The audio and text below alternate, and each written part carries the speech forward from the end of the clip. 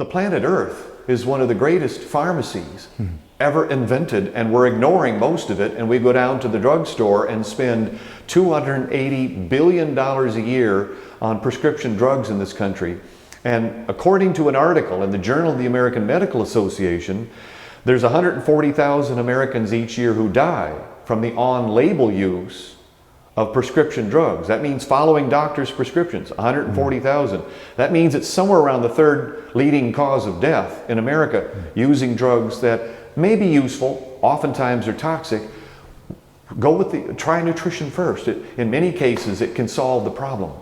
Thank you, Dr. Quillin. And you mentioned clean food, so I'm going to take a break here. I'm going to eat a little bit of a clean food. This is a mulberry that you just gave me from your yard. Yes, rich in phytoalexins, anti-cancer to the maximum.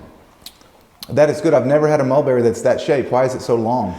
There's several different types of mulberry trees. That is a Pakistan mulberry that you just had, and I have an Oscar mulberry too. And when I was trying to select fruit trees, first of all, I live in California. It's a desert.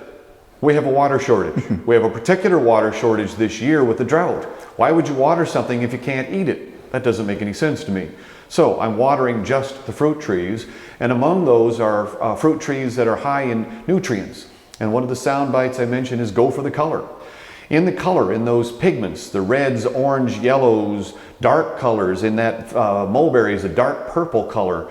What you have is Mother Nature has sunshine coming down and hitting the chlorophyll and the chloroplast, and it's through photosynthesis making sugar.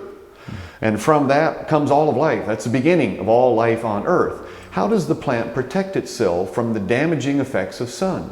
Because you've got both sunlight that is mutagenic, carcinogenic, it's all kinds of, it's a damaging X-ray. How does a plant protect itself? About 20,000 different bioflavenoids and about 800 different carotenoids are in colorful fruits and vegetables, and they protect the plant from the sun and from the effects of photosynthesis. Given that, what we're talking about is I was choosing fruits and vegetables that would be not only tasty and not readily available in the stores. For instance, figs. Figs don't travel well. That's why most people don't find them in the stores, and most people, including myself, the only figs I had while living in the Midwest was fig Newtons. But in fact, in figs is not just a delicious taste, but there is a phytochemical. Phyto means plant, chemical is a substance in it. In figs is a substance called phycin, F-I-C-I-N, which the National Cancer Institute has been researching, hoping to find a synthetic analog so they can make a patented drug. Meanwhile, you have access to that through figs. It's a powerful anti-cancer, bioregulators. This is where it really hits me, Ty, as to how powerful nature is. And I'm hoping that I can infect the viewers with a sense of respect for what God has given us in the good Mother Earth,